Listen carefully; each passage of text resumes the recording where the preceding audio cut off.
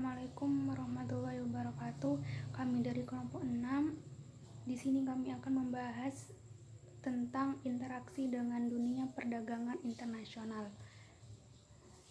Dan adapun anggota kelompok kami, yang pertama Hanun Ambarsari, yang kedua Lalita Faiza Anatriska, yang ketiga Majeru Doni, yang keempat Maratu Solika, dan yang kelima Miranda Aprilia Putri. Ketersediaan sumber daya tidak merata di setiap belahan bumi. Tiap negara memiliki kekayaan jenis sumber daya yang berbeda satu sama lain. Itulah sebabnya antar negara perlu berinteraksi untuk saling melengkapi kebutuhan masing-masing dan mengambil keuntungan dari interaksi tersebut. Kerjasama ekonomi mendatangkan keuntungan langsung, seperti ekspor barang, dan juga mendatangkan keuntungan jangka panjang, seperti kerjasama investasi modal.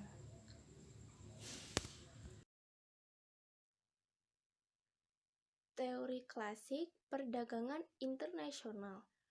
Teori-teori telah berkembang untuk memahami mengapa ekonomi sebuah negara mau bekerja sama dengan negara lain. Yang pertama ada teori merkantilisme. Paradigma bahwa interaksi ekonomi antar negara diperlukan untuk meningkatkan surplus perdagangan domestik dengan cara mengekspor barang sebanyak mungkin ke negara lain, dan impor ditekan agar minimal dengan cara membatasi bahkan menyetop impor barang hingga memberikan hak monopoli kepada produsen domestik.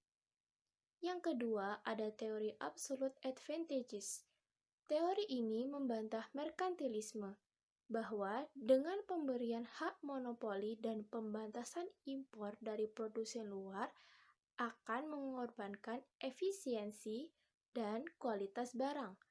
Bahkan, harga barang mahal dan kualitas barang bisa jadi menurun karena tidak ada produsen saingan.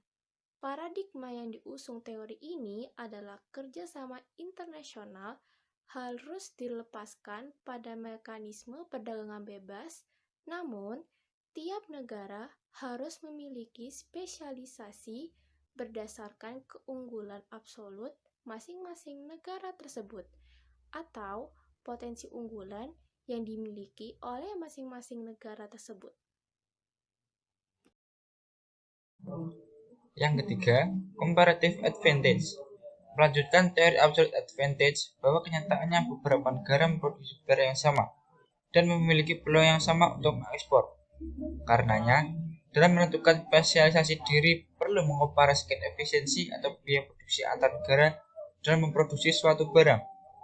Jika dalam produksi mobil di US lebih efisien daripada produksi mobil di Indonesia, maka dalam kerjasama kedua negara US berspesialisasi pada produk mobil. Nomor 4. Competitive advantage of nations. Semakin memperdetail teori sebelumnya, bahwa untuk menentukan spesialisasi ekonomi suatu negara tidak cukup dilihat dari efisiensi biaya produksi, namun juga kemampuan negara tersebut untuk bersaing dalam segala faktor, yakni keunggulan faktor produksi, keunggulan faktor permintaan, keunggulan jaringan kerja, dan keunggulan strategi perusahaan. Neraca pembayaran. Neraca pembayaran atau Balance of Payment atau BOP merupakan catatan ringkas transaksi ekonomi internasional yang dilakukan oleh penduduk suatu negara. Struktur dasar BOP terdiri atas 1. Neraca lancar, yaitu transaksi ringkas barang dan jasa yang diproduksi, berupa catatan pembayaran jangka pendek. Yang kedua, neraca modal, yaitu catatan transaksi finansial, surat berharga, deposito, perbankan, dan investasi langsung. Yang ketiga, neraca penyeimbang, yaitu catatan sebagai upaya pemerintah untuk membiayai surplus dan defisit pada BOP.